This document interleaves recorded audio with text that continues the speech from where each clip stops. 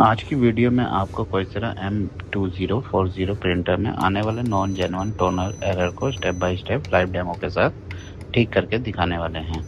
अगर आपके प्रिंटर पर भी ये एरर आ रहा है, प्रिंटर प्रिंट नहीं कर रहा है, तो इस वीडियो को एंड तक ज़रूर देखें।